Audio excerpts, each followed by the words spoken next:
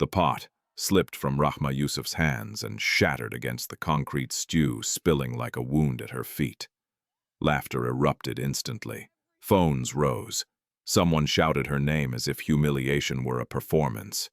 "You're still selling food," Sadiq Bello sneered, his voice sharp with triumph.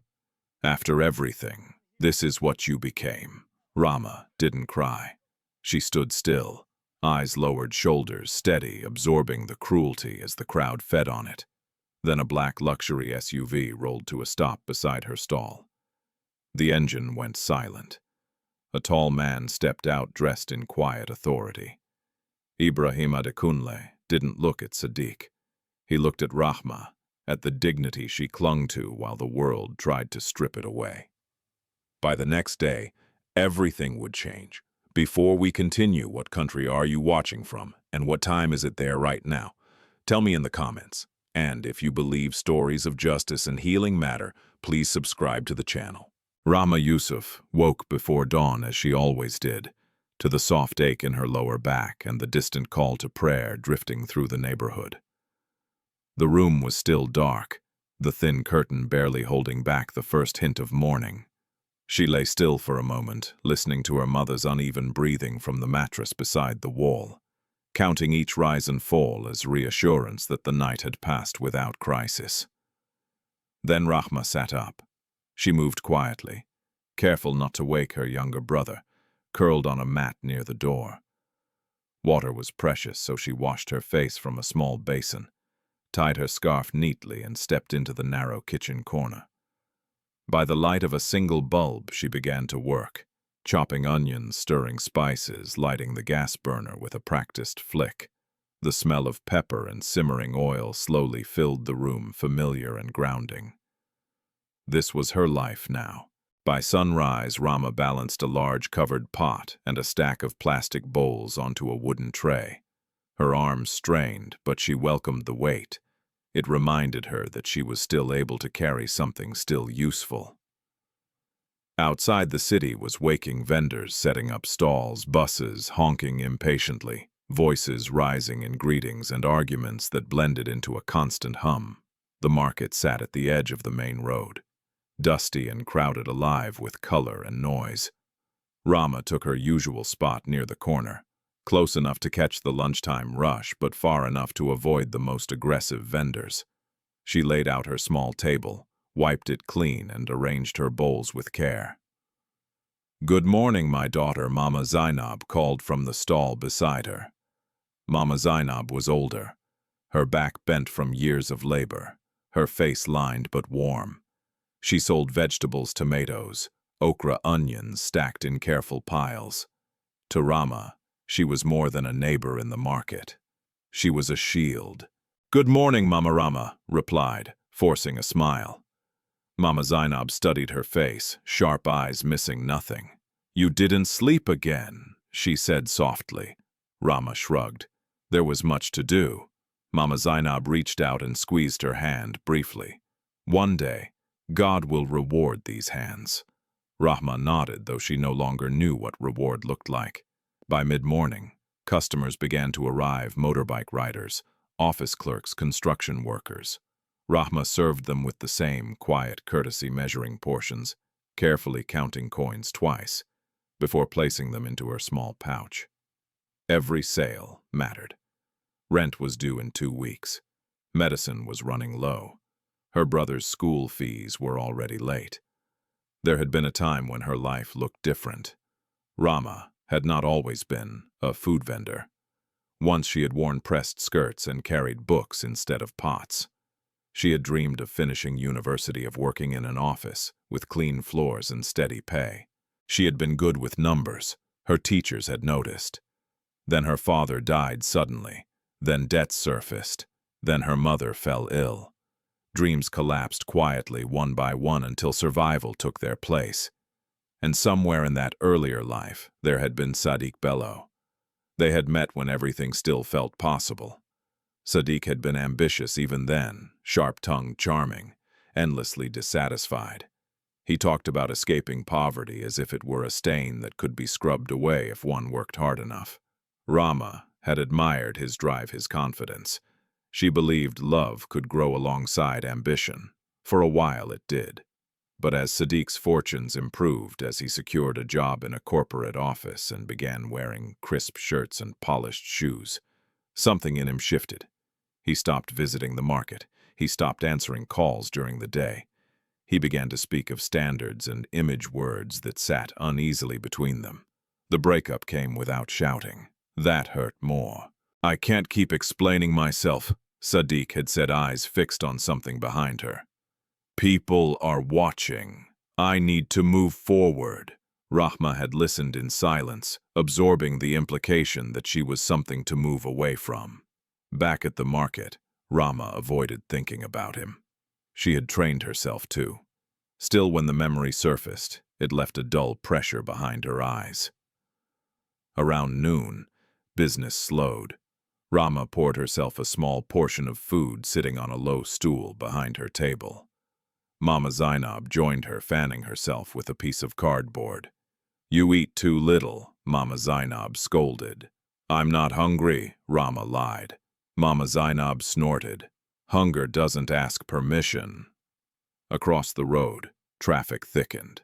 Black SUVs passed occasionally, their windows tinted their presence, always drawing a few curious glances.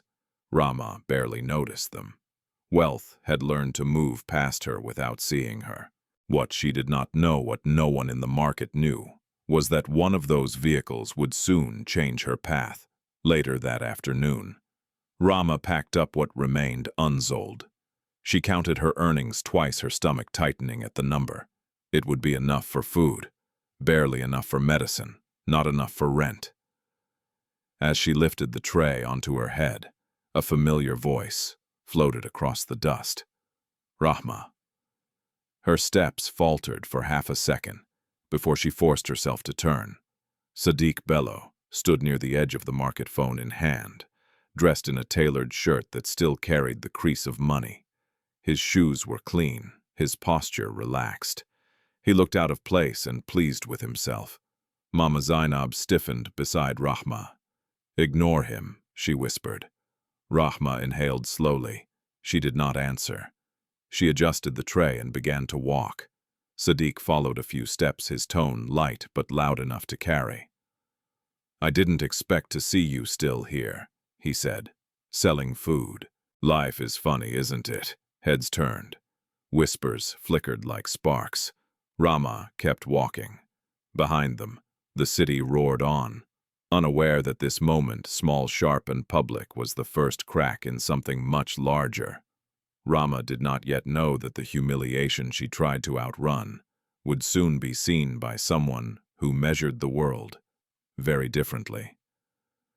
For now, she only knew one thing. She needed to get home before dark. Sadiq Bello had not planned to return to the market that day. At least that was what he told himself as he sat behind the steering wheel of his company-issued car engine, idling eyes fixed on the cluster of stalls ahead. He had come for a meeting nearby, nothing more. But when he saw Rahma Yusuf lifting her tray with that familiar careful balance, head straight, jaw set, something twisted sharply in his chest. It wasn't longing, it was discomfort. The market embarrassed him now. The dust, the shouting, the smell of fried oil clinging to clothes, it all felt like a past life he had buried. Seeing Rahma there unchanged was like someone dragging that past back into the light. He stepped out of the car, smoothing his shirt, rehearsing the easy confidence he wore so well. People noticed him immediately. They always did now. Clean shoes, neat haircut, the faint scent of expensive cologne. These were symbols the market understood. Rahma did not turn when he called her name the first time. That irritated him. "Rahma," he called again, louder. She paused, then slowly faced him. Her expression was guarded, not surprised. It was as if she had known this moment would come eventually. For a brief second, Sadiq remembered another Rahma, laughing in the shade of a campus building, teasing him about his seriousness, believing in him, with a devotion that had once felt comforting and later suffocating. He pushed the memory away. So this is it. he said, letting his eyes sweep over her stall. "You're still here." Rahma said nothing. The silence unsettled him more than any argument could have. "You know," Sadiq continued, smiling thinly. "I thought you would have moved on by now. Found something better." A few nearby vendors slowed their work.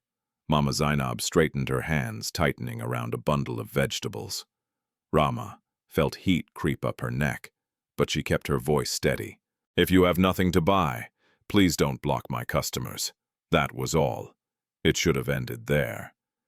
But Sadiq had not come to be ignored. He laughed a sharp sound. "Customers," he echoed. "This." He gestured vaguely at the pot, the plastic bowls. "This is what you held on to while I was building something real." The words landed where he intended them to. Rahma's hands curled into fists at her sides. Images flickered through her mind, long nights studying by candlelight, meals skipped so Sadiq could eat the quiet pride she had felt when he got his first interview. "You didn't build alone," she said quietly. Sadiq's smile faltered just for a moment. "That's the past," he snapped, "and the past is exactly where this belongs." He lowered his voice, leaning closer. "You should be grateful I didn't drag you down with me." Around them murmurs grew. Someone lifted a phone. Another whispered Sadiq's name with admiration. Rahma felt the familiar tightening in her chest, the urge to disappear, to shrink until she took up less space in the world. But she refused to bow her head. "You're done," she said. "Please leave." That was when Sadiq's irritation turned into something darker. He straightened, his voice rising. "I just don't understand how someone can stay this small," he said loudly. "No ambition, no shame."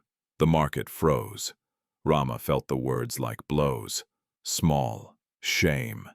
She tasted bitterness and metal. Mama Zainab stepped forward. "Young man," she said firmly, "you should mind your mouth." Sadiq turned on her, eyes cold.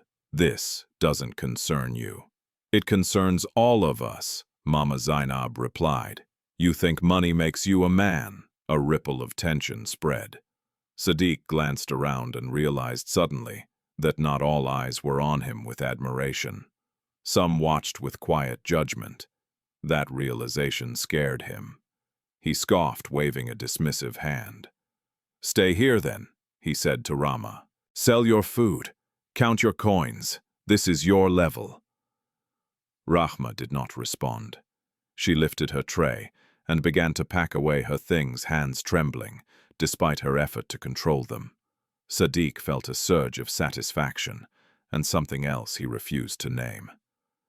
As he turned to leave, his phone buzzed. A message from work. Something about a senior executive visiting local operations later that week. He barely noticed. Behind him, Rahma stood rooted to the spot, humiliation pressing down on her chest like a weight. She waited until Sadiq disappeared into the crowd before allowing herself to breathe. Mama Zainab came to her side. "Do not let him steal your spirit," she murmured. Rahma nodded, but tears burned behind her eyes. What neither of them saw was the black SUV slowing at the edge of the road, its tinted window lowering just enough for a pair of observant eyes to take in the scene. The tension, the cruelty, the woman who refused to collapse, even as the world tried to break her. Inside the vehicle, Ibrahim Adekunle watched in silence. He did not yet know Rahma Yusuf's name. He did not know her history, her losses, or the man who had just walked away from her with pride in his stride. But he recognized something unmistakable: dignity under pressure. And for the first time that day, Ibrahim leaned forward, interested. Ibrahim Adekunle's mornings rarely began in silence.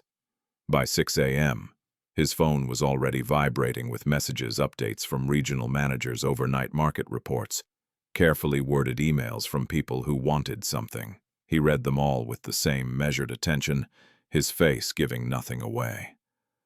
Power, he had learned, was not loud. It was controlled. The city below his apartment window was waking headlights tracing thin lines through early traffic. Ibrahim stood with a cup of untouched coffee, eyes unfocused, mind already moving several steps ahead. Today would be long. The board was restless. Profits were steady but not spectacular. Public image mattered more than ever. At 7:30, his driver was waiting. The ride to headquarters passed through neighborhoods most executives only saw through tinted glass. Ibrahim noticed them anyway, the roadside stalls, the women setting up trays of food, the children in oversized uniforms hurrying to school. He had grown up close enough to that life to recognize its rhythm, far enough now to know how easily it was ignored. At the office, everything ran with precise efficiency. Assistants greeted him. Meetings began on time, screens lit up with projections and forecasts. Ibrahim listened more than he spoke. When he did speak, the room leaned in. Community engagement remains a priority, Mrs. Thandiwe Mokowena said during the board meeting, fingers steepled. But we must be careful. One misstep, one story that goes wrong, and the headlines write themselves. Ibrahim met her gaze calmly. Responsibility is not a misstep, he replied. It's an investment. She smiled thinly. Only if it pays off. That was always the tension. Doing good was acceptable, encouraged even as long as it didn't cost too much. After the meeting, Ibrahim retreated briefly to his office. The walls were glass transparent by design, though the sense of isolation inside them was complete. He loosened his tie and exhaled slowly. There were days when he wondered how he had ended up here, surrounded by people, yet profoundly alone. Wealth insulated him from inconvenience, but not from doubt. Every relationship felt transactional. Every smile carried calculation. He thought unexpectedly of the woman at the market. He hadn't planned to stop there. The SUV had slowed only because of traffic. But then he had seen the crowd, the tension coiled tight as wire. He had watched a man well-dressed, confident, use his voice like a blade. And he had watched the woman endure it without begging, without spectacle. That restraint had caught Ibrahim's attention, more than tears ever could. He pulled up a file on his tablet, notes from the company's local outreach initiative. The program focused on small vendors' supply chains, community partnerships. He skimmed the names, the numbers, most blurred together. One entry stood out, a proposed visit to the market district later that week. "Schedule this," he told his assistant through the intercom. "I want to go myself." There was a pause. "Sir, the security team, I'll go myself," Ibrahim repeated. The visit was set for Friday. In the days that followed, Ibrahim found his thoughts returning to that moment, more often than he liked. Not in a sentimental way. He did not romanticize struggle. But something about the imbalance he had witnessed power used casually to humiliate stirred a familiar anger. By Friday morning, the city was already heavy with heat. Ibrahim's convoy moved slowly through traffic, drawing glances as it always did. When they reached the market, security fanned out discreetly. Ibrahim stepped out, adjusting his jacket, scanning the stalls with practiced neutrality. The market was alive, voices, overlapping metal, clanging smells of spice and smoke. Vendors paused, unsure whether to smile or keep working. Ibrahim nodded politely, moving through the narrow paths without haste. Then he saw her. Rahma Yusuf stood behind her stall, arranging bowls with care. She looked smaller than he remembered, more tired, but her posture was straight. When she looked up and met his gaze, there was no awe there, only a brief flicker of uncertainty. Then composure. Ibrahim stopped. "Good morning," he said simply. Rahma blinked, clearly startled. "Good morning, sir." He gestured to the food. "May I?" She hesitated, then nodded, serving him a portion with steady hands. He watched her movements, efficient, precise, respectful. She named the price, without apology. He paid deliberately, without offering extra. As he ate, he asked casual questions. How long had she been selling here? Did she cook alone? Was business consistent? Rahma answered honestly, carefully. She did not complain. She did not embellish. Nearby, Mama Zainab watched with narrowed eyes, ready to intervene if necessary. "You handle yourself well," Ibrahim said after a moment. Rahma stiffened slightly. "I do my best. That's all anyone can do," he replied. There was a pause, heavy with unspoken things. Ibrahim studied her face, not for beauty but for truth. He saw exhaustion there and something harder resolve. "I run a company that works with local vendors," he said finally. "We're piloting a small program, training, standards, opportunities for growth." Rahma's eyes flickered. Hope, caution, both. "I don't give handouts," Ibrahim continued evenly, "but I offer chances, fair ones." She swallowed. "What would I have to do? Work," he said. "Learn. Prove consistency." Rahma nodded slowly. "I can do that." He handed her a card. "Come to the address tomorrow morning, 8 o'clock. As Ibrahim turned to leave, he felt a familiar tightening in his chest. Not regret, not doubt, but something like anticipation. He had not rescued anyone. He had not promised anything extraordinary. He had simply opened a door. Behind him, Rahma stared at the card in her hand, heart pounding, unsure. Whether she had just been offered a lifeline or another test, she could not afford to fail. Rahma Yusuf did not sleep that night. She lay on her side, staring at the faint crack in the wall where the paint had peeled years ago, the small card resting on the table beside her mattress, like a living thing. Every few minutes, she reached out to touch it, half expecting it to disappear. 8 o'clock. The address was printed cleanly, professionally. No promises, no flowery words, just an invitation. Her mother noticed her restlessness before dawn. "Rahma," she murmured, voice weak but alert. "What troubles you?" Rahma hesitated, then told her everything: the man from the market, the conversation, the card. As she spoke, fear crept into her voice, softening her words. Her mother listened quietly. When Rahma finished, she took her daughter's hand. "Go," she said simply. "Opportunities don't knock twice for people like us. But what if it's nothing?" Rahma asked. "What if I embarrass myself?" Her mother squeezed her fingers. "You already survived worse." By 7:30, Rahma was walking toward the address, her best scarf tied, carefully her shoes cleaned with a damp cloth until they shone as much as they could. The building rose ahead of her, modern, glass-fronted, guarded by men in uniforms.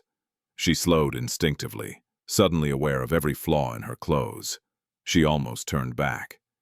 At the entrance, a security guard stopped her. "Purpose."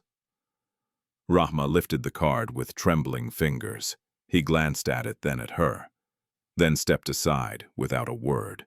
Inside, the air was cool, the floors polished to a shine that reflected her nervous face. She followed the signs to a small conference room where several other people waited. Men and women of varying ages, all dressed modestly, all silent. No one spoke. At exactly 8, the door opened. Ibrahim Adekunle entered without ceremony. He greeted no one individually, simply took in the room, with a brief glance before speaking. "You're here because you were recommended," he said. "Not by influence, by observation." Rahma felt her chest tighten. "This is not charity," Ibrahim continued. "This is a trial. You will be trained. You will be tested. Some of you will fail. That is not a punishment. It is reality." No one moved. "You will start today," he said. "Those who are willing, follow the supervisor." Rahma stood, legs unsteady but determined. The work was harder than she expected.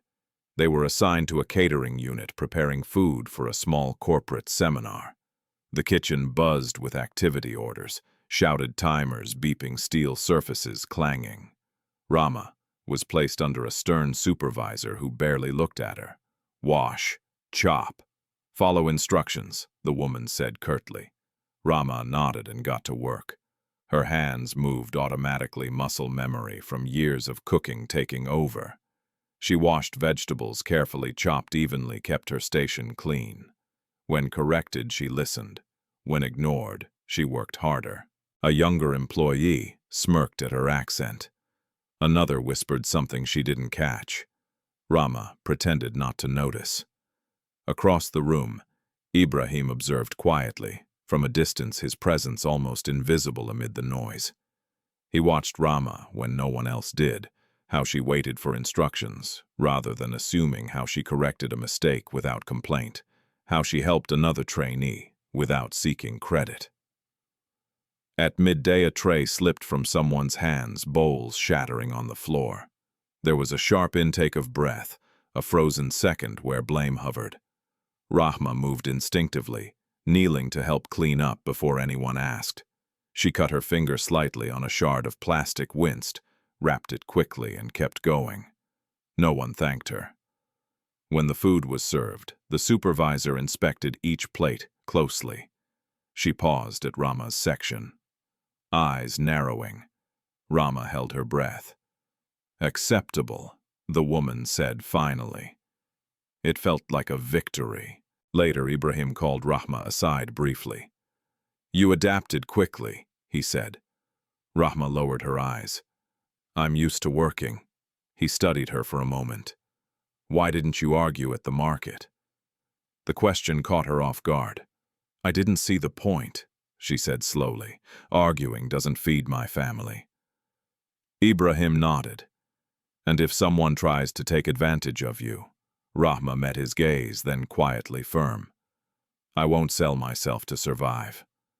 Something shifted in Ibrahim's expression. Respect sharp and unmistakable. "You'll return tomorrow," he said. Same time. Relief flooded her chest so suddenly she had to blink back tears. Outside, Rahma leaned against the wall for a moment, breathing deeply. The day had drained her, but beneath the exhaustion was something unfamiliar and fragile. Hope. She returned to the market that evening to pack up her stall. Mama Zainab hurried over as soon as she saw her.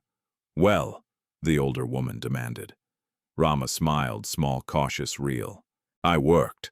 I'm allowed to come back." Mama Zainab laughed, a sound full of pride. "You see, the world hasn't finished with you." Across the road, Sadiq Bello watched from his car. He had come deliberately this time. He saw the way Rahma stood, tired but lighter somehow. He saw the faint smile she tried to hide. And for the first time, unease crawled up his spine. He did not know what had happened inside that building. But he knew one thing. Rahma Yusuf was no longer standing still. And that frightened him. Sadiq Bello's unease did not fade. It fermented. At first, he tried to dismiss it as coincidence. Rahma had always been resilient. A few days of optimism meant nothing. People like her, people who survived on thin margins, learned early not to hope too loudly. Reality always corrected them. But the next morning, as Sadiq walked through the glass doors of the company building, he heard her name. "Did you see the new vendor trainee?" someone asked near the elevators. "I heard she came from the market district," another replied. "Quiet, hard-working." Sadiq slowed without meaning to. Vendor trainee, market district. His stomach tightened. At his desk, he pretended to focus on emails, but his thoughts drifted. He pictured Rahma in the market, head-bowed hands, busy and visible. That was where she belonged. That was how the world made sense.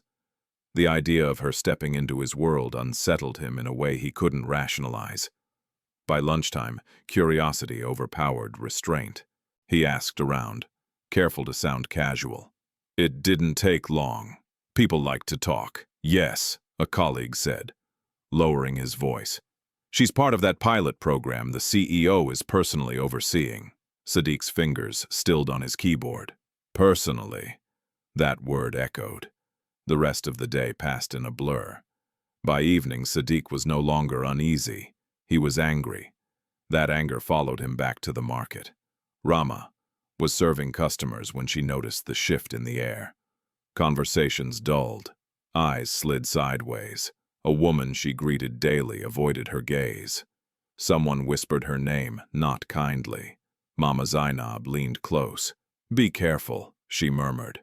"Something is changing." Rahma nodded, heart sinking. She had felt it too, a tension coiling where warmth once lived. It didn't take long for the rumors to surface.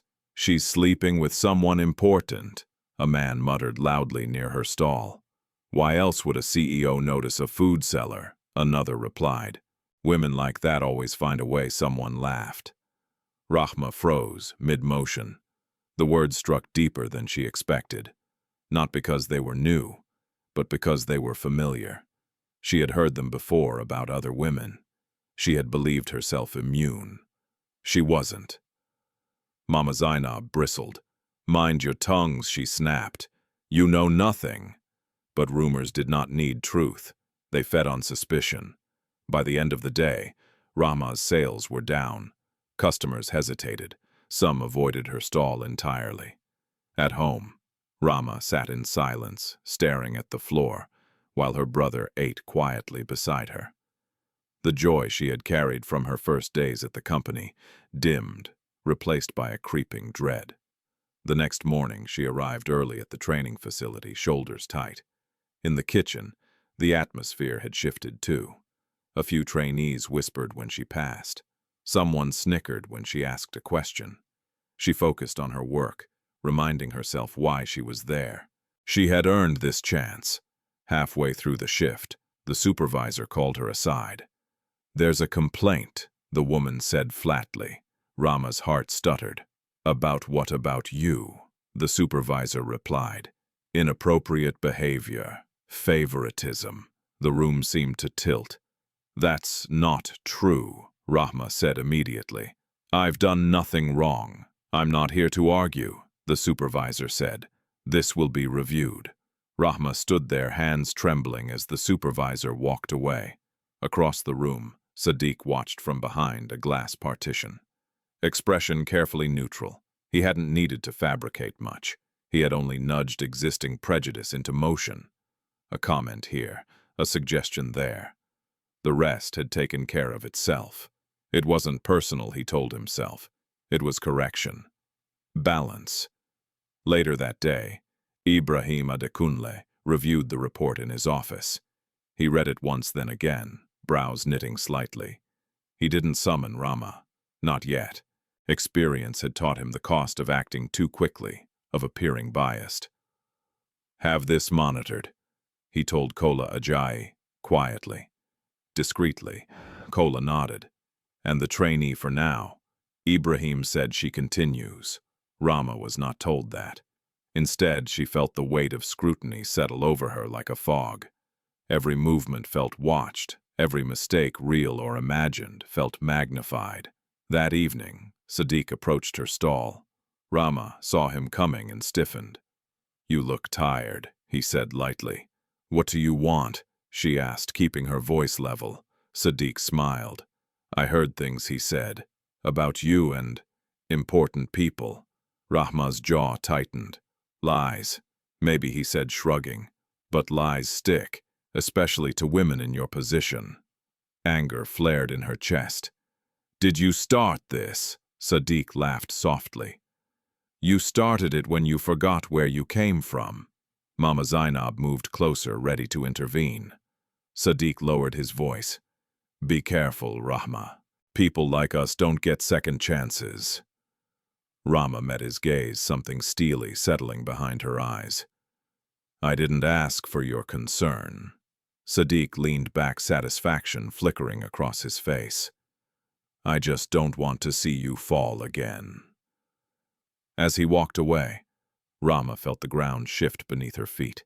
She had stepped into a new world, but the old one was pulling at her ankles. That night she sat beside her mother holding a cup of tea, gone cold. "Are you happy there?" her mother asked quietly. Rahma hesitated. "Then honestly, I don't know." Her mother nodded. "Sometimes doors open to test us, not to save us."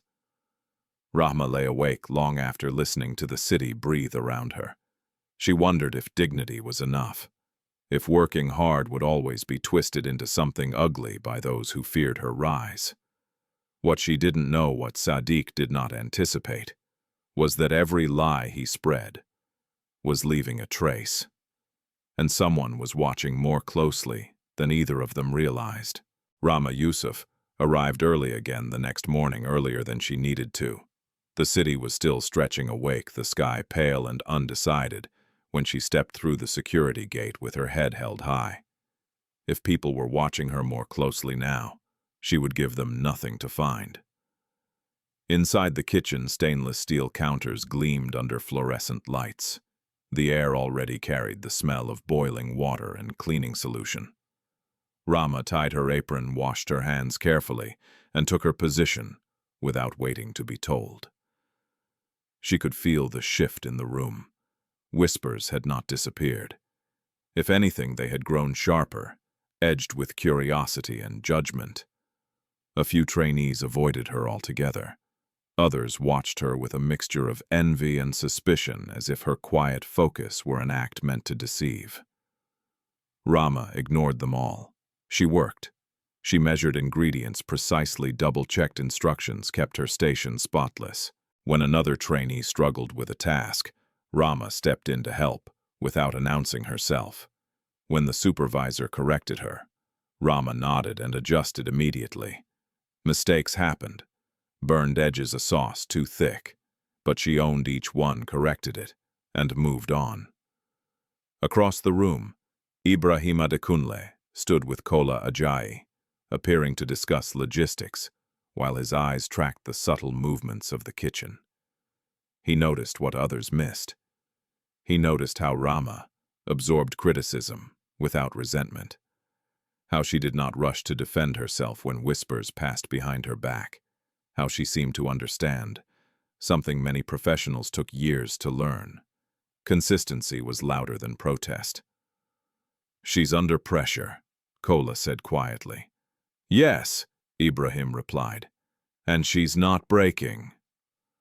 At midday, the team prepared for a small internal luncheon. Nothing public, just department heads and a few board representatives. Tension thickened the air. Mistakes today would not go unnoticed. As plates were arranged, one of the senior assistants frowned. "We're missing 2 portions." A murmur rippled through the room. The supervisor's gaze snapped toward Rahma. "You were on count," she said. Rahma's heart kicked hard, but her voice stayed calm. "I counted 15, she replied. "I can recount." "There's no time," the assistant snapped. Rahma took a breath, scanning the setup. She noticed something small, a tray, set aside near the warming unit, half hidden behind equipment. "There," she said, stepping forward. They were moved. The assistant followed her gaze, then stiffened. "Fine," she said curtly. "Fix it." No apology came. None was expected. When the luncheon ended without incident, the supervisor pulled Rahma aside. "You handled yourself," she said grudgingly. "Don't let distractions slow you." Rahma nodded. "I won't." Later that afternoon, Ibrahim asked Rahma to join him briefly in a quiet corridor away from the noise. "You're aware of the rumors," he said, not unkindly. Rahma swallowed. "Yes." "Do they affect your work?" She met his gaze. "They make it harder, but they don't change what I do." Ibrahim studied her for a moment. "Why stay if it's harder?" Rahma hesitated, then spoke plainly.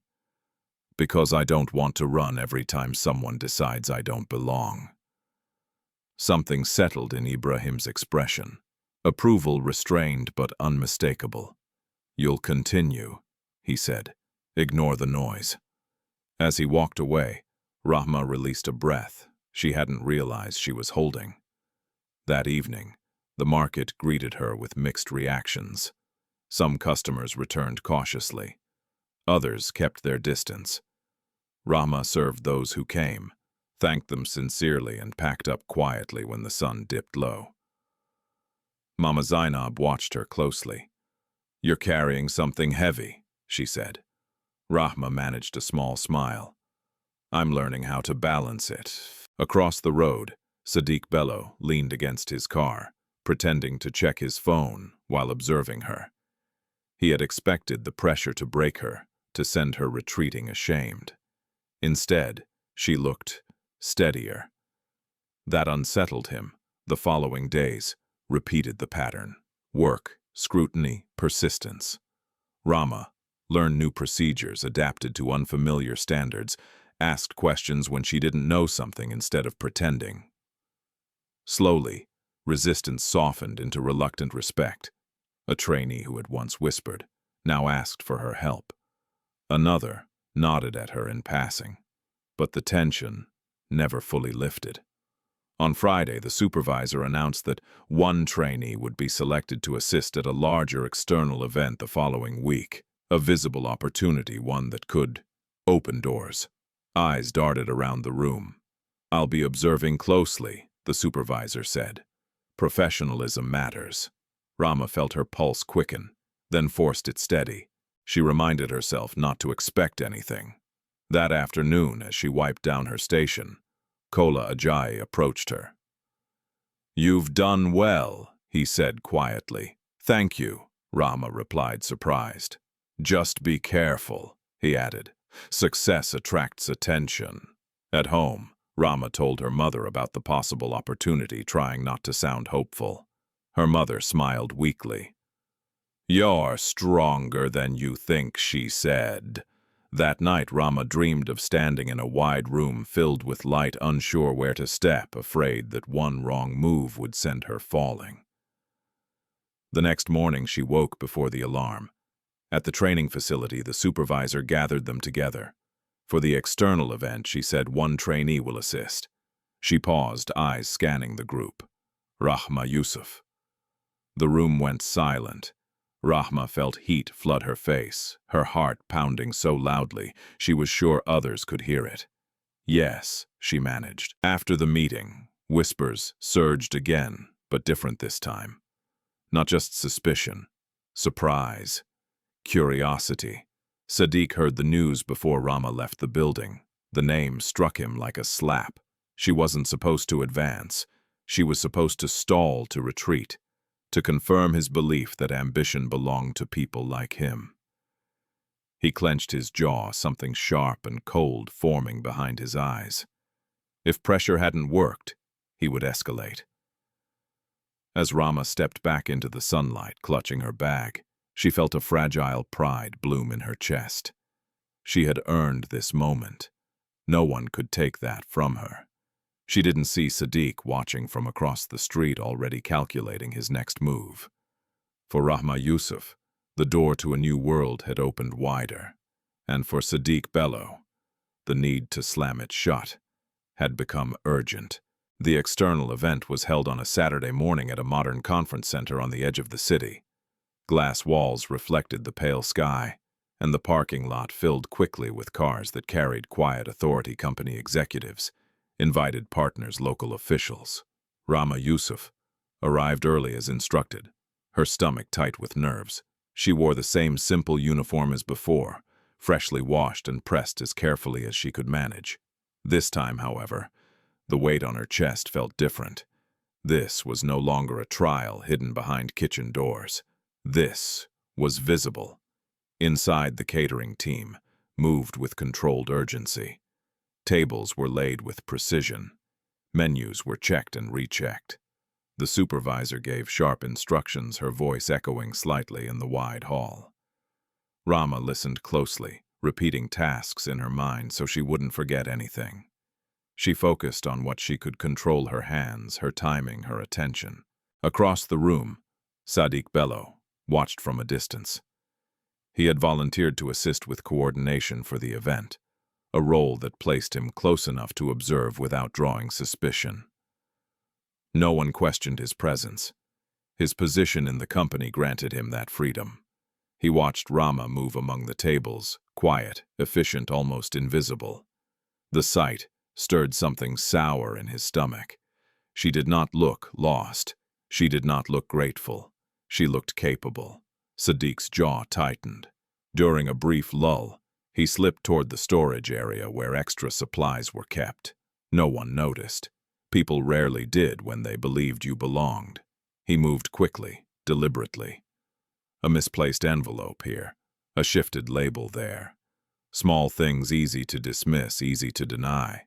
By the time the first guests arrived, the damage was done. The event began smoothly.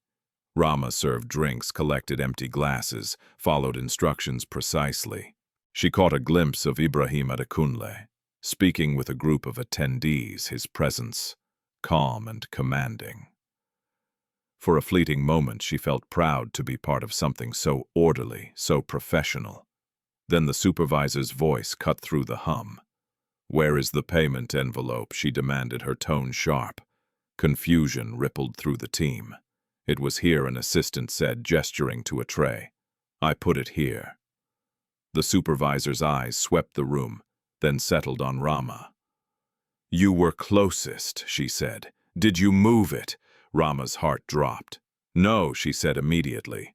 "I didn't touch it." The supervisor frowned. "We can't delay this. Check your bag." The words hit like a slap. Rahma froze. "What check?" "Your bag," the supervisor repeated louder, now drawing attention. A few nearby guests glanced over. Whispers began. Rahma's hands shook as she slowly opened her bag. Inside were her scarf, a water bottle, a small notebook. Nothing else. The supervisor exhaled sharply. "Then where is it?" "I don't know," Rahma said, her voice barely steady. Moments later, an assistant shouted, "I found it."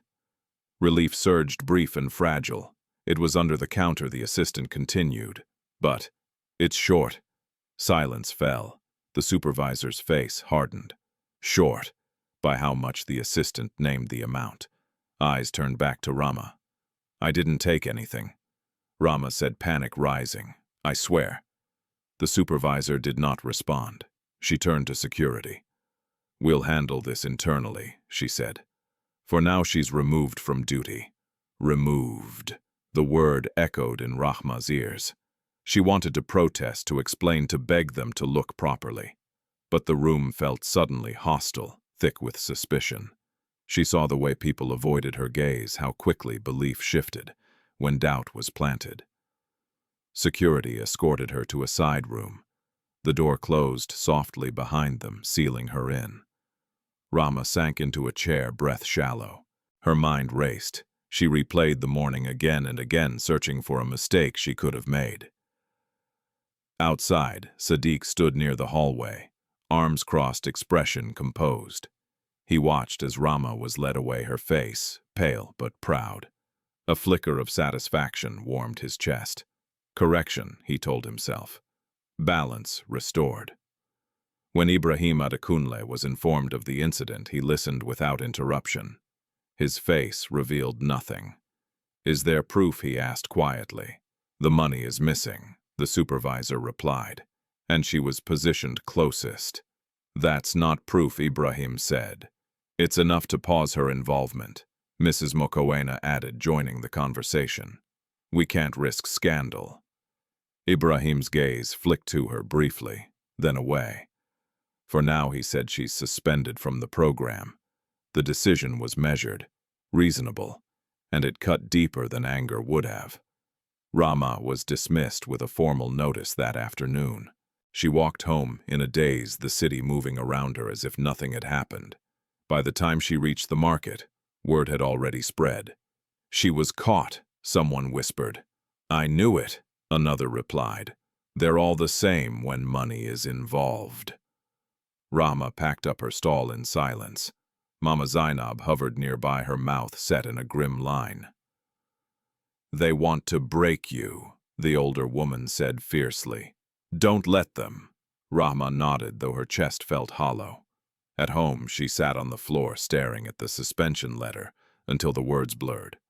Her mother read it slowly, hands trembling. "Did you do this?" her mother asked softly. "No," Rahma whispered. "I didn't."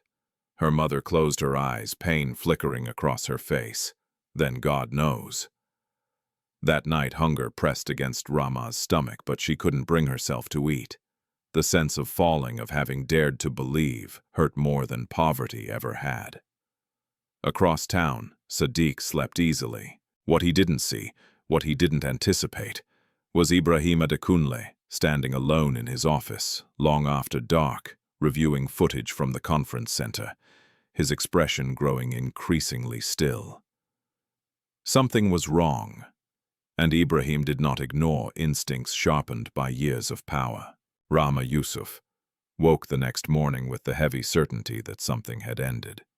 The room felt smaller than usual, the walls closing in as if they too had heard the whispers. Her suspension letter lay folded on the small table, its edges already worn from being handled too many times. She stared at it for a long moment before turning away. There was no time to rest. Hunger did not wait for dignity. She rose, quietly washed her face, and prepared what little food she could manage with the remaining ingredients. The market would not forgive absence. Rent would not pause for grief.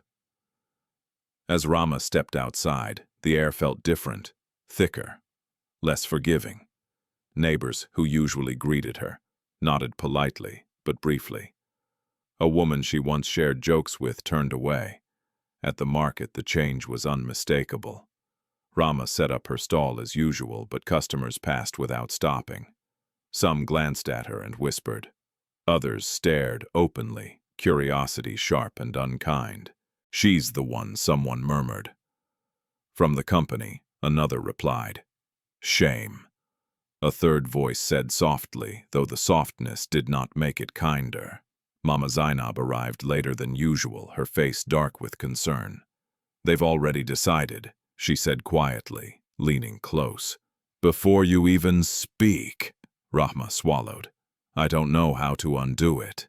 Mama Zainab squeezed her shoulder. "Truth has a long walk, my child.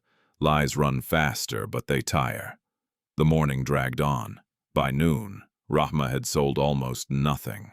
She counted her coins twice, dread tightening her chest. It wouldn't be enough, not for rent, not for medicine. When she packed up early, exhaustion weighed heavier than the tray on her head. At home, her mother listened as Rahma explained the day. The older woman's shoulders sagged. "We will manage," she said, though her voice lacked conviction. "We always do." That evening, a knock came at the door. Rahma froze. She knew who it was before she opened it. Sadiq Bello stood outside, hands in his pockets, expression carefully concerned. "I heard," he said softly. Rahma stared at him, something cold settling in her chest.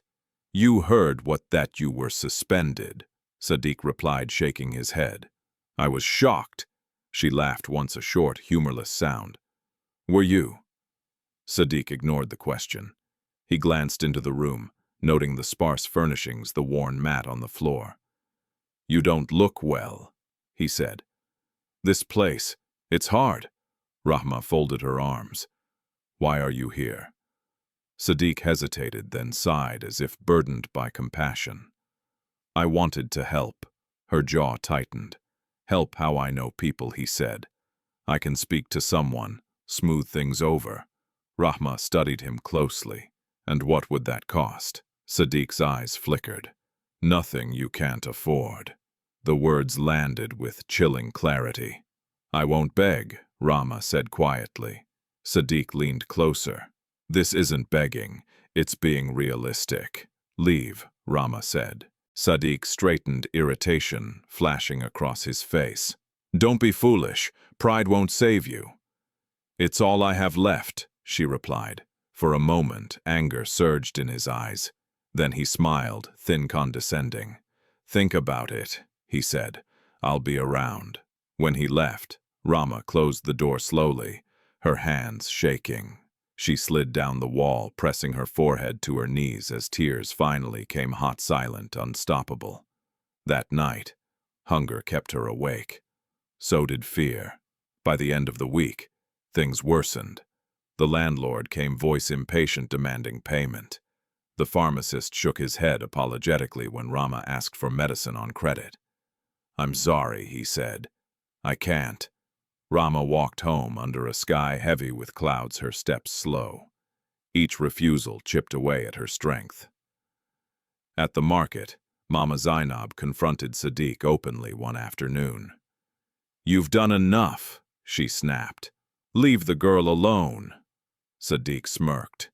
She did this to herself. Mama Zainab's eyes blazed. "God sees," Sadiq laughed. "God doesn't pay rent." That night, Rahma sat beside her mother holding her hand. "I failed," Rahma whispered. Her mother turned toward her, eyes sharp despite illness. "No," she said. "You were tested." The next day, Rahma made a decision. She returned to the company building, not to plead but to collect her belongings formally. She wore her plain clothes, her head held high. The receptionist looked surprised to see her. "I'm here to close my file," Rahma said calmly. The receptionist nodded, making a call. While she waited, Rahma's gaze drifted to the glass walls, the polished floors. She remembered how close she had come to believing she belonged there. She reminded herself that belonging was not granted by buildings. As she turned to leave, she passed Kola Ajayi in the corridor. He stopped. "Rahma." She met his eyes warily. "I can't speak officially," he said quietly. "But not everything is as it seems." Her heart skipped.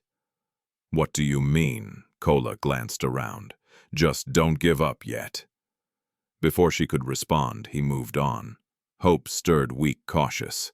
Across the city, Ibrahim Adekunle sat in his office, the same footage paused on his screen. He watched a frame where Sadiq passed briefly near the storage area, his movements subtle but deliberate. Ibrahim's expression hardened. "Interesting," he murmured. He made a call. Meanwhile, Rahma returned home, unaware that the ground beneath her despair was beginning slowly, quietly to shift. For now, all she knew was this: she had reached the bottom, and there was nowhere left to fall. Ibrahim Adekunle did not sleep that night. The city lights outside his office burned late into the darkness, reflected faintly in the glass walls that surrounded him. On his desk, a tablet replayed the same muted footage again and again. Angles from the conference center's security cameras, timestamps rolling quietly in the corner. He watched without emotion, at first the way a man trained in decisions learned to watch. Then he watched again, slower. He noticed patterns, movements too deliberate to be coincidence. There by the storage area, a man stepping in and out of frame, a hand lingering longer than necessary, a pause that did not belong. Sadiq bellow. Ibrahim leaned back in his chair, fingers steepled. He did not feel anger. Anger was imprecise. What he felt was resolve. He picked up the phone. "Kola," he said when the call connected. "I want a quiet review. No alerts, no rumors." Kola Ajayi understood the tone immediately. Of what scope? Access logs, internal communications, and the footage raw files, not summaries. There was a brief pause. Understood. The next morning, Ibrahim attended meetings as usual. He spoke about budgets, timelines, regional expansion. He nodded at the right moments. No one suspected that the center of his attention lay elsewhere. Mrs. Thandiwe Mokoena raised concerns during the board session. "The vendor incident," she said carefully. "We should move on. The risk of prolonged scrutiny outweighs any benefit." Ibrahim met her gaze evenly. "Risk to whom?" "To the company," she replied smoothly. "Our image and our integrity," Ibrahim asked. A ripple of discomfort passed around the table. "Integrity is assumed," Mrs. Mokoena said. "Public perception is fragile." Ibrahim said nothing more. He had learned that silence at the right time unsettled people more than argument. By afternoon, Kola returned with preliminary findings. The envelope was moved, he said quietly, closing the door behind him. "Not during service. Before. Access logs show only one staff member in that area during the window." Ibrahim nodded. "Sadiq." "Yes." "Any communication?" Kola hesitated. "He spoke to 2 employees earlier in the week. Casual comments, suggestions, nothing explicit but enough to plant suspicion. Ibrahim exhaled slowly, and Rahma, no evidence against her Kola, said firmly, "None." Ibrahim stood and walked to the window, looking down at the city far below. He thought of Rahma's steady hands, her refusal to plead the quiet dignity she carried even when accused. "This will be handled," he said. But handling it was not simple. Later that day, Ibrahim requested a private meeting with Rahma. She arrived cautiously, suspicion etched into her features. The receptionist led her to a small conference room, modest compared to the grand spaces above. Rahma sat with her hands folded tightly in her lap. When Ibrahim entered, she stood instinctively. "Please," he said gently, "sit." Rahma obeyed, heart pounding. "I want you to answer honestly," Ibrahim began. "Did you take any money?" Rahma met his eyes without hesitation. "No." "I believe you," he said. The words hit her like a physical force. She blinked rapidly. "Then why I'm investigating," Ibrahim continued. "But investigations take time, and they attract resistance." Rahma swallowed. "I don't want special treatment." "You won't get it," Ibrahim replied calmly. "You'll get fairness." She nodded, emotion tightening her throat. "That's all I ever wanted." As she left, Ibrahim watched her go, aware that justice delayed still carried a cost for her, not for those who lied. Meanwhile, Sadiq sensed the shift before he understood it. His access badge stopped working at certain doors. A meeting was postponed without explanation. Kola Ajai's polite distance felt colder than usual. At lunch, a colleague leaned close. "You should be careful," he whispered. "Things are being reviewed." Sadiq forced a laugh. "Reviewed how?" The colleague shrugged. "No one knows." That uncertainty gnawed at Sadiq's nerves. He had relied on invisibility, on the assumption that no one important would bother to look too closely. Now eyes were turning. That evening, he went to the market again. Rahma was packing up, her movements slower these days, weariness visible. He approached her stall, a familiar smirk ready. "You've had time to think?" he asked. Rahma didn't look up. "About what?" "About my offer." She straightened, meeting his gaze. "I'd rather starve." Sadiq's smile tightened. "Careful. Pride can be expensive." "Then stop trying to buy mine," she replied. For a moment, something like fear flickered across Sadiq's face, quick, fleeting. He masked it immediately. "Suit yourself," he said, walking away. Across town, Ibrahim prepared the next move. He knew exposing Sadiq publicly would satisfy a sense of justice, but it would also trigger backlash. Board members would question motives, media would speculate. Rahma would be dragged into headlines she did not ask for. Justice had to be precise. He authorized a deeper audit. Financial records, communication trails, patterns of behavior. He waited. Days passed. Rahma returned to the market each morning, selling what she could, enduring stares and whispers. Some customers came back quietly. Others never did. At home, her mother's condition worsened. The doctor spoke gently, but firmly. Medication was no longer optional. Rahma nodded, fear coiling in her stomach. She counted her money that night and knew it wasn't enough. She sat alone in the dark, head in her hands, wondering how long dignity could hold against hunger. That same night, Ibrahim received the final report. It was thorough, unambiguous.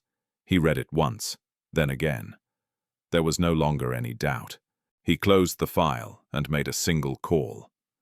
"Prepare a company-wide briefing," he said, "and notify legal." There was a pause. "Sir, it's time," Ibrahim said. When he hung up, he remained still for a long moment.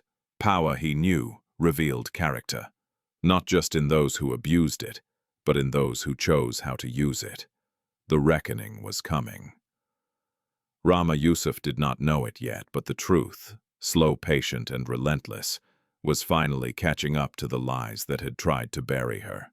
The announcement went out just before noon. An internal briefing, mandatory attendance. Senior staff department heads selected trainees and representatives from the community outreach program. The message was brief, neutral in tone, and impossible to ignore. Rahma Yusuf heard about it from the market. A customer mentioned it casually while handing over coins. "Your company is having some big meeting today," he said. "People say something serious happened."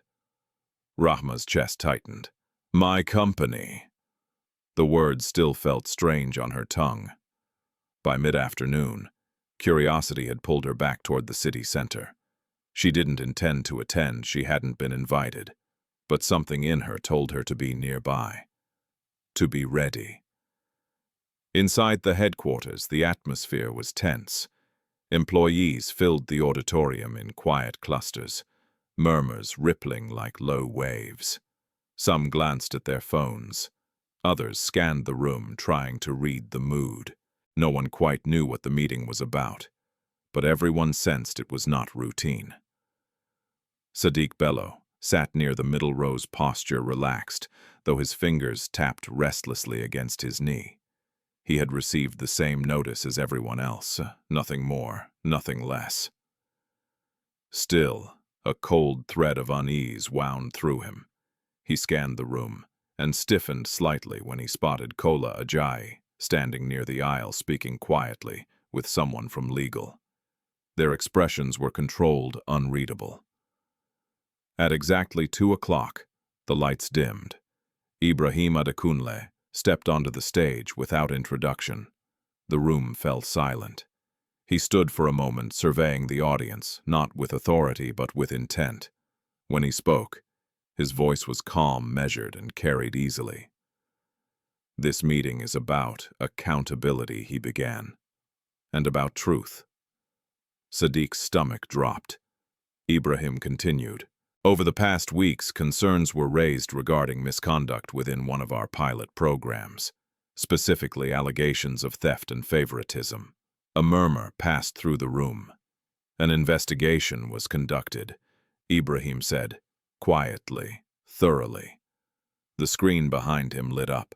Footage appeared grainy but clear enough. A timestamp, a figure moving near the storage area, pausing, reaching, adjusting an envelope. The figure turned slightly. Sadiq Bello. A collective intake of breath filled the room. Sadiq felt heat flood his face. "This is," he began, but the words died in his throat. Ibrahim raised a hand, not at Sadiq but to the room. "Please," he said, "let the evidence speak." More footage followed. Logs, access records, messages carefully anonymized except where necessary. The pattern was unmistakable. This individual, Ibrahim said, his voice steady, used his position to manipulate circumstances and discredit another participant. He relied on assumption, on prejudice, on silence. Sadiq stood abruptly. "You can't prove intent," he snapped. "This is circumstantial." Ibrahim met his gaze without flinching. "Intent is not required to establish harm." The words landed with finality. "There is," Ibrahim continued, "no evidence of wrongdoing by Rahma Yusuf." A hush fell over the room. Sadiq's breath came fast. "She doesn't even belong here," he said, desperation edging his voice. "You saw where she comes from. This is a mistake." That was when Ibrahim's tone changed, not louder, but colder. "Where someone comes from," he said, "does not determine where they belong." Applause began, tentatively then grew. Sadiq looked around, stunned as faces turned away from him, some in shock, others in disappointment. The admiration he had once enjoyed evaporated in real time. Effective immediately, Ibrahim said, "Sadiq Bello is terminated for misconduct. Legal proceedings will follow." Security stepped forward. As Sadiq was escorted toward the exit, his eyes searched the room, wildly, until they landed on Rahma. She stood near the back, having slipped in quietly, minutes earlier. Her heart hammered in her chest, but she did not look away. Their eyes met. For a moment, the noise faded. The years of shared history, The love, the betrayal, the humiliation compressed into a single breath. Sadiq opened his mouth, but no words came. Rahma held his gaze, her expression calm. Not triumphant, not cruel, just steady. As he was led away, whispers surged again, but this time they were not aimed at her. After the meeting, people approached Rahma hesitantly. "I'm sorry," one woman said softly. "We should have known," another murmured. Rahma nodded, accepting the words without savoring them. Apologies could not erase the weeks of isolation, but they mattered. Ibrahim found her near the corridor afterward. "Are you all right?" he asked. Rahma took a breath. "I think I will be." He nodded. "Your suspension is lifted. If you choose to return, the program is open to you." She considered the offer carefully. "I want to," she said, "but on my terms." A hint of a smile touched Ibrahim's lips. That's how it should be. Outside the city carried on unaware that something fundamental had shifted. Rahma stepped into the sunlight, the weight on her chest lighter than it had been in weeks. Justice had not arrived with fireworks or speeches. It had arrived quietly, decisively, restoring something she thought she had lost. Her dignity. And for the first time since the pot shattered on the market floor, Rahma Yusuf allowed herself to believe that the world might yet make room for her. The days after the meeting passed with an unfamiliar quiet. For Rahma Yusuf, the silence felt louder than the whispers ever had. She returned to the training facility the following Monday. Her suspension officially lifted, her access badge reactivated without ceremony. Some faces brightened when they saw her. Others looked away, unsure how to bridge the distance their doubt had created. Rahma did not blame them. She understood how fear worked, how easily people clung to the safest story. She focused on her work. This time the atmosphere was different. The scrutiny remained, but it no longer carried suspicion. It carried curiosity. Respect, tentative but real, threaded through the air. During breaks, a few trainees approached her. "I should have spoken up," one said awkwardly. Rahma smiled gently. "You didn't know." Another offered help without being asked. A small thing, but meaningful. Ibrahim Adekunle observed these shifts quietly, the way he observed most things. He did not intervene. He believed healing required space, not spectacle. One afternoon, he asked Rahma to join him for a brief walk outside the building. They stepped into the courtyard, where a few trees offered shade against the heat. For a moment, neither spoke. "I didn't want the meeting to turn you into a symbol," Ibrahim said finally. "Symbols get used, forgotten." Rahma nodded. "I don't want that either. I wanted you to have your name back," he continued. "Your truth." She looked at him, then eyes steady. "Thank you." He inclined his head slightly.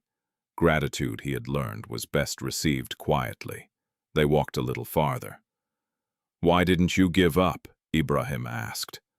Rahma thought about the question, about hunger, about her mother's fragile breathing at night, about the humiliation that still echoed when she closed her eyes. "I didn't know how," she said simply. Giving up felt final. Ibrahim considered this. Finality is something people with options fear less. Rahma smiled faintly. "Then maybe poverty teaches endurance, or clarity," he replied. That conversation marked a shift neither of them named. In the weeks that followed, Rahma's responsibilities grew. She was given structured training, food safety certification, budgeting basics, inventory management, not favors, tools. She studied at night, her notebook filling with careful handwriting.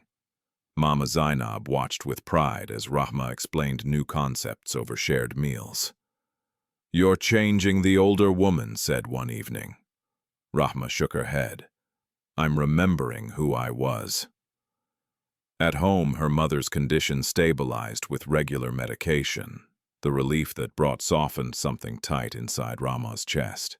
One evening, Ibrahim invited Rahma to attend a small planning session, not as a server, but as a participant. She sat at the edge of the table, listening intently as ideas were exchanged. When she spoke, it was carefully, thoughtfully. The room listened. Afterward, Ibrahim walked her to the exit. "You don't need to shrink," he said quietly. "Your voice belongs in these rooms." Rahma absorbed the words slowly. "I'm still learning where I fit." "So am I," Ibrahim admitted. That honesty surprised them both. Their conversations grew longer, not frequent but meaningful. They spoke of work, of responsibility, of the quiet loneliness that came with carrying other people's expectations. Ibrahim did not present himself as a savior. He spoke of mistakes he had made, relationships he had neglected, the cost of always being the final decision. Rahma listened, recognizing a different kind of isolation, one not eased by money. "You're always watched," she said once, "but rarely seen." Ibrahim met her gaze. Exactly. The bond that formed between them was not sudden. It was patient, built in pauses and shared understanding, rather than grand gestures. Still, not everyone welcomed the change. Mrs. Thandiwe Mokoena requested a private meeting with Ibrahim. "This association," she said carefully, "is drawing attention." "To what?" Ibrahim asked. "To perceptions," she replied. "People talk. People always talk," Ibrahim said. Mrs. Mokoena studied him. "You're blurring lines." Ibrahim leaned back. "I'm clarifying values," she sighed. "Just remember, personal feelings complicate leadership. Leadership without humanity is already compromised," Ibrahim replied. The tension lingered, unresolved. Meanwhile, Sadiq Bello watched from the sidelines of a life rapidly unraveling. Jobless, reputation tarnished, he drifted through days heavy with bitterness. He saw Rahma's name mentioned in internal newsletters. He heard of her progress through mutual acquaintances. The injustice he had once felt twisted now into something sharper: envy, edged with regret. One afternoon, he returned to the market. Rahma was there, serving customers with renewed confidence. When she saw him, she stiffened but did not retreat. "I didn't come to cause trouble," Sadiq said quietly. Rahma folded her arms. "Then say what you came to say." He hesitated. Pride warred with desperation. "You took everything from me." Rahma's expression hardened, not with anger but clarity. "No, you gave it away." Sadiq laughed bitterly. "You think you're better now?" Rahma shook her head. "No, I think I'm free." He left without another word. That night, Rahma sat on the rooftop of her building, watching the city lights flicker. Ibrahim's words echoed in her mind. "Your voice belongs in these rooms." She realized then that healing was not the absence of pain. It was the presence of choice. When Ibrahim asked her to dinner a few days later, not a meeting, not a work function, she took a long moment before answering. "Yes," she said, "but only if we talk honestly." He smiled. "That's the only way I know." They did. They spoke of the future, not as a fairy tale, but as a shared effort. Boundaries were named, expectations laid bare, no promises were rushed. As they parted that evening, Rahma felt something settle within her. Not certainty, but peace. Whatever came next would be faced with open eyes. And for the first time, that felt like enough. The calm did not last. Rahma Yusuf sensed it before anything tangible appeared, an unease that crept into her days like a shadow, lengthening at dusk. The city moved as it always did, loud and indifferent, but beneath the noise something was tightening again. It began with a message, an unknown number, no greeting, just a link.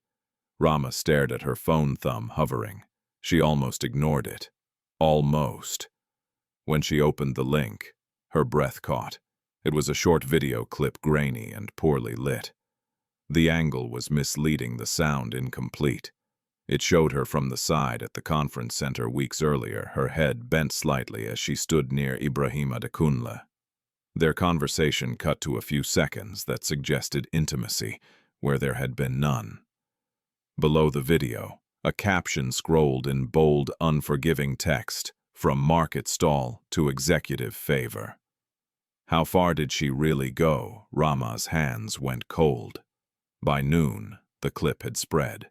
Social media pages picked it up, hungry for scandal. Comments multiplied, cruel and careless. Some defended her weakly. Many did not. She knew what she was doing. They always play innocent. Powerful men don't help for free. Rahma closed her phone chest tight. She had lived through whispers before. This was louder, faster, relentless. At the office, the shift was immediate. Conversations stalled when she entered a room. Eyes flicked away. A manager asked her to take the rest of the day off, his tone apologetic but firm. Ibrahim called her within minutes. "I've seen it," he said. "Come to my office." When she arrived, Ibrahim was standing by the window, phone pressed to his ear, his voice low and controlled. He ended the call and turned to her. "This is coordinated," he said, "not random." Rahma nodded slowly. "Sadiq?" "Yes." Ibrahim's jaw tightened. "He's using proxies, anonymous pages. He knows how to hide." Rahma sank into a chair. "What happens now?" Ibrahim didn't answer immediately. He sat opposite her, expression serious. "Now," he said carefully, "we decide how public the truth needs to be." Rahma met his gaze. "I don't want to be dragged through this." "I know," he replied, "but silence will be used against you." She looked down at her hands. "I'm tired." "I know," he repeated softly. The board reacted swiftly. Mrs. Thandiwe Mokoena requested an emergency meeting. "This situation," she said, tapping the screen where the video played on mute, "is becoming a liability." Ibrahim folded his arms. "It's defamation. It's perception," she countered. "And perception moves markets. You're asking me to distance the company from her," Ibrahim said. "I'm asking you to protect it," Mrs. Mokoena replied. The room held its breath. Ibrahim spoke slowly. "If we retreat every time truth is inconvenient, we teach people that lies work." Mrs. Mokoena's expression hardened. "Then you risk more than headlines." Ibrahim knew she was right. He also knew retreat would destroy Rahma in ways the market never could. He stood. "I won't abandon someone who did nothing wrong." The decision rippled outward immediately. Legal teams mobilized. Statements were drafted and redrafted. Investigators traced the video's origin through layers of reposts and fake accounts. Sadiq Bello watched from a small apartment across town, his phone buzzing constantly with notifications. The clip had gained traction faster than he anticipated. Part of him thrilled at the chaos. Another part, smaller, quieter, felt something close to fear. He hadn't expected Ibrahim to stand firm. That evening, Rahma returned to the market, seeking grounding in familiarity. Mama Zainab saw her face and understood without words. "They're trying again," the older woman said. Rahma nodded. Mama Zainab took her hand. "Then stand again." The next morning, Rahma woke to a knock on the door. A reporter stood outside, camera poised. "Rahma Yusuf," he said brightly. "Care to comment?" Rahma closed the door, gently. By midday, the pressure became unbearable. Her brother came home from school, shaken. "People were talking," he said. "They said things about you." Rahma held him tightly, anger and helplessness twisting together in her chest. That night, she sat across from Ibrahim in his office, exhaustion etched into her features. "I don't want this life," she said quietly. "I don't want to be a headline." Ibrahim leaned forward. "Then let's end it." She looked up. "How with truth," he said. "Fully, publicly, no fragments, no shadows." She hesitated. "What will it cost you?" Ibrahim did not look away. Some support, some trust, maybe more. Rahma swallowed. I never wanted to be the reason you lose anything. You're not, he replied. He is. They agreed. The next day, Ibrahim scheduled a press conference, not for damage control, but for clarity. Invitations went out to major outlets. The company announced it as a transparency briefing. Sadiq's phone rang that night. Unknown number, he answered reluctantly. You should stop, a voice said calmly. This ends badly for you. Sadiq scoffed. You can't scare me. A pause. We already have everything. The line went dead. For the first time, real fear settled in Sadiq's chest. On the morning of the conference, Rahma stood backstage, heart-pounding, palms damp. She could hear the murmur of reporters gathering, cameras clicking. Ibrahim joined her, placing a glass of water in her hand. You don't have to speak, he said. I will. Rahma shook her head slowly. No, this story has been told about me. It's time I tell it myself. Ibrahim studied her, then nodded. Whatever happens, he said, you won't face it alone. Rahma took a deep breath as the moderator called their names.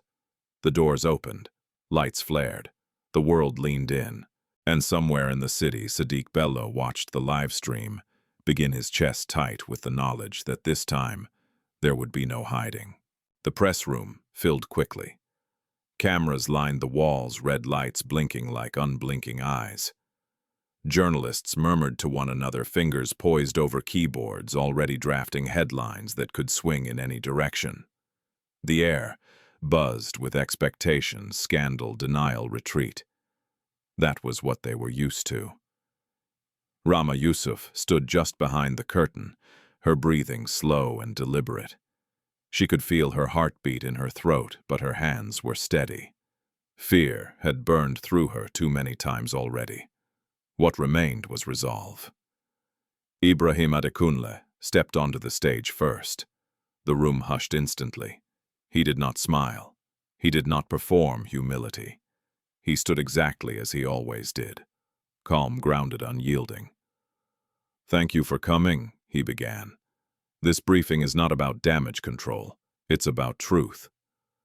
A murmur rippled through the room. For weeks, Ibrahim continued. False narratives have circulated about an employee in our vendor development program. Allegations of favoritism, of impropriety, of misconduct. He paused. Those allegations are false. Cameras clicked rapidly. Ibrahim gestured toward the screen behind him. We conducted an internal investigation, then an external audit. What you are about to see is verified, timestamped, and complete. The footage played. Not the clipped, misleading seconds that had gone viral, but full sequences. Wide angles, clear timestamps, context restored. Rahma appeared on screen, standing at a professional distance, speaking briefly with Ibrahim in a corridor. No touching, no secrecy. Other staff visible in the background.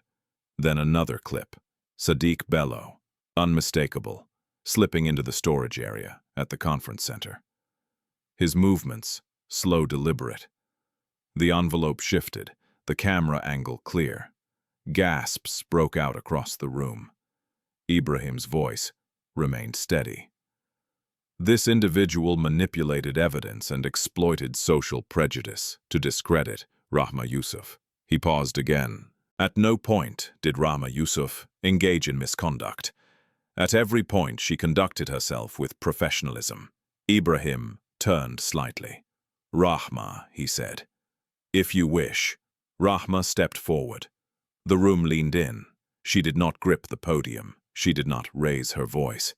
She spoke as she had always lived, quietly, firmly. I sold food in the market because my family needed to eat, she said. I worked in the program because I wanted to learn, nothing more. Her eyes scanned the room, not with defiance but clarity. When people said I didn't belong, I kept working. When people accused me, I kept my dignity. I did not ask for protection, I asked for fairness. She inhaled slowly. I am not ashamed of where I come from, and I will not accept being shamed for trying to rise. Silence followed her words, thick, heavy, reverent. Then questions erupted. Is Sadiq Bello being charged? Did the board approve this disclosure? What does this mean for the company? Ibrahim answered each calmly. Legal proceedings are underway. Yes, the board has been informed. It means we will not profit from silence. Across the city, in a dim apartment, Sadiq Bello watched the press conference unravel his last illusion of control.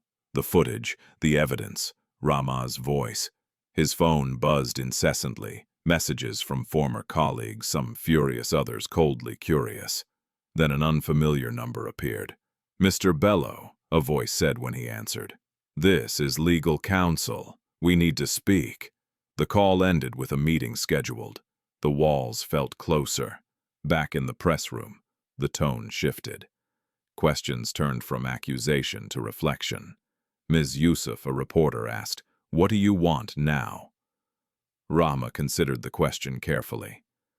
"I want to work," she said, "and I want people like me to be judged by what we do, not what they assume." Applause broke out, tentative at first, then steady. The press conference ended without spectacle. No shouting, no dramatic exits, just truth laid bare. Outside, Rahma stepped into the sunlight, blinking as if seeing the world anew. The weight that had pressed against her chest for months had lifted, not because she had been defended by power, but because her name had been cleared by facts. Ibrahim walked beside her, respectful of her space. "It's done," he said. She nodded. "Thank you for not choosing the easy way." He met her gaze. "Thank you for reminding me why the hard way matters." The consequences came swiftly. Sadiq Bello's termination became public. Legal charges followed. The anonymous pages that had fueled the smear campaign went silent one by one. Some were traced back to him. Others vanished, their purpose served and spent.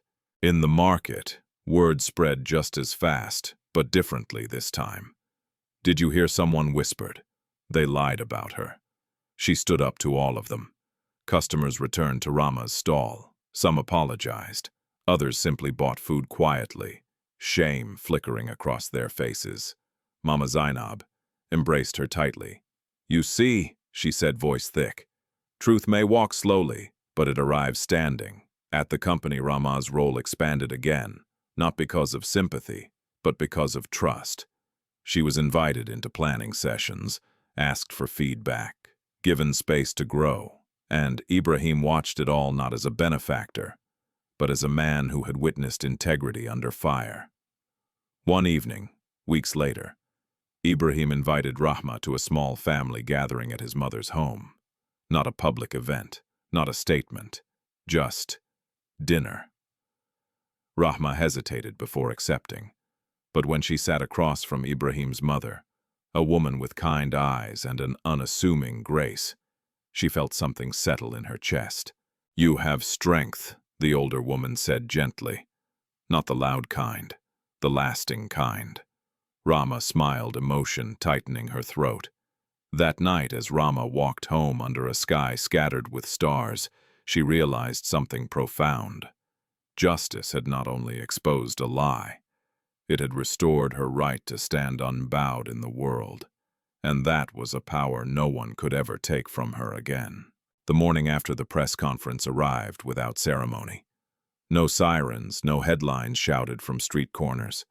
Just the quiet rhythm of the city returning to itself, vendors arranging stalls, buses groaning awake, children laughing as they chased one another down dusty streets. Rahma Yusuf woke early, as she always had. For a brief, disorienting moment, she expected the familiar weight of dread to press against her chest. It didn't come. Instead, there was a stillness, fragile, unfamiliar, real. She rose slowly, careful not to wake her mother, and stepped outside. The sky was pale and open, as if offering space. Rahma breathed deeply, letting the air fill her lungs. For the first time in a long while, she was not bracing herself for harm. Her phone buzzed, a message from Ibrahim Adekunle. "Are you free today?" Rahma stared at the screen, then typed back, "Yes." They met later that morning. Not at the company, not at a restaurant, but at a small community garden on the edge of the city. It was quiet there, shaded by old trees, the ground uneven but alive. Ibrahim arrived without security, dressed simply. When he saw Rahma, he smiled.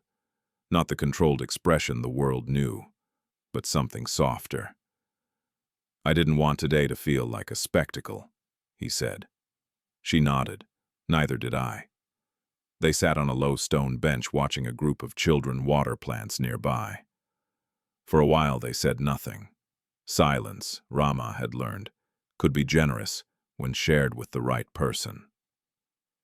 "I've been thinking," Ibrahim began, finally, about what yesterday resolved and what it didn't. Rahma turned to him. "What do you mean?" "Justice corrected a lie," he said. "But it doesn't decide what comes next." She studied his face, reading the careful honesty there. "No," she agreed. "It doesn't." Ibrahim inhaled slowly. "I don't want to rush this. I don't want to turn your healing into a story people consume." Rahma felt warmth spread through her chest. "Then don't." He met her gaze fully now. "I want to build a life with you, publicly, privately, with respect." Her breath, caught not from surprise but from recognition. This was not a rescue. It was an invitation. "Are you asking me to marry you?" she asked quietly.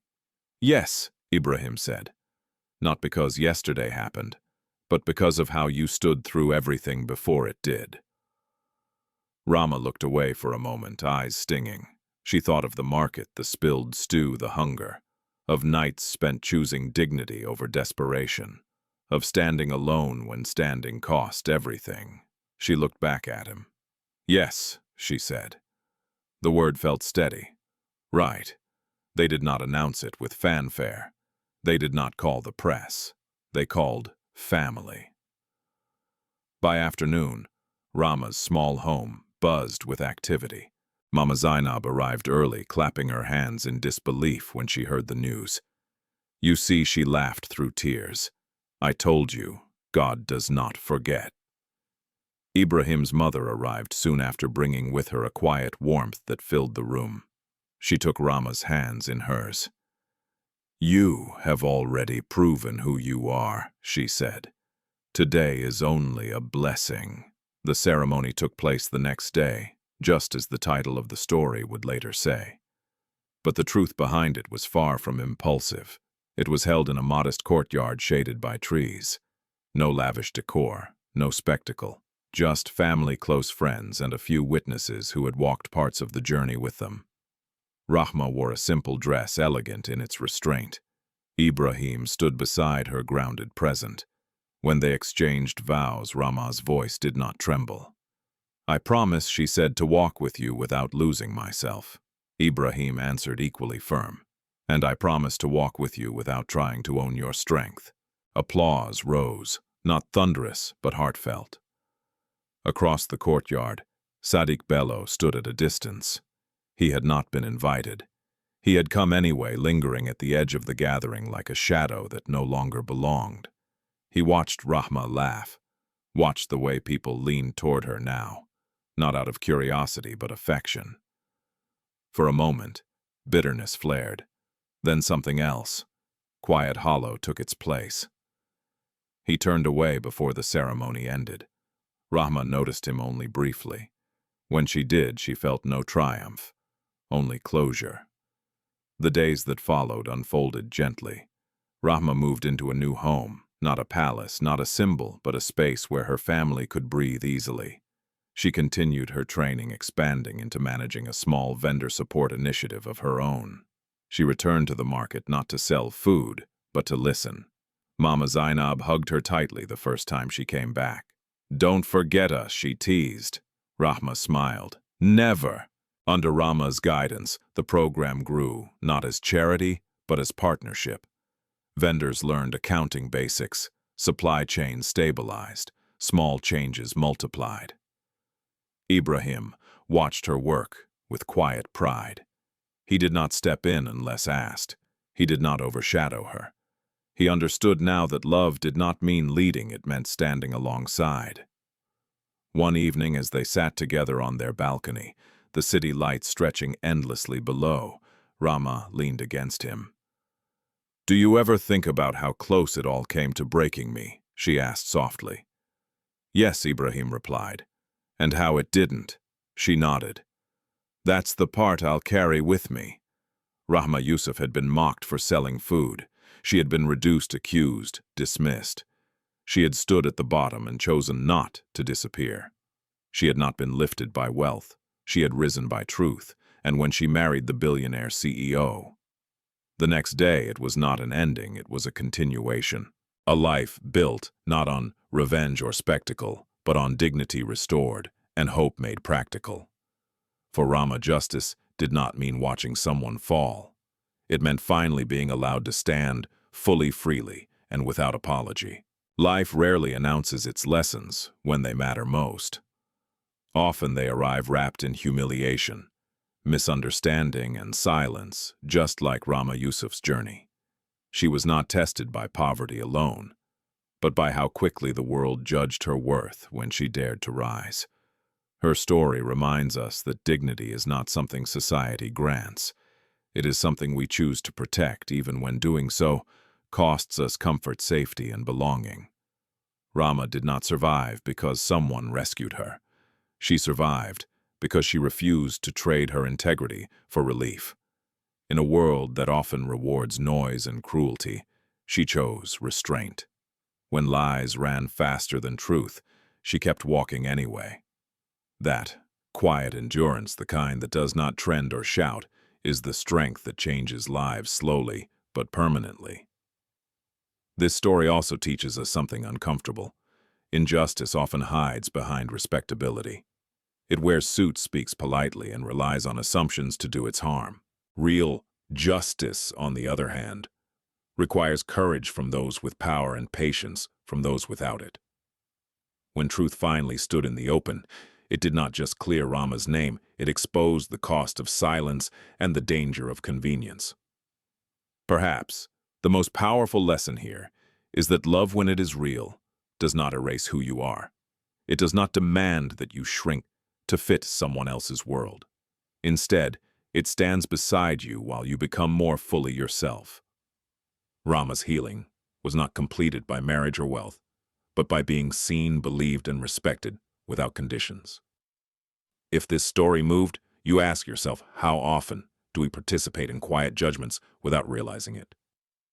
How many Rahmas do we pass every day, carrying strength we never bother to notice? I'd love to hear your thoughts. What part of this story touched you the most? Share your reflections in the comments and let's learn from each other's perspectives. And if stories of justice, healing, and quiet courage matter to you, consider subscribing to this channel. Your support helps keep these stories alive and helps remind us that truth, no matter how slow, is always worth waiting for.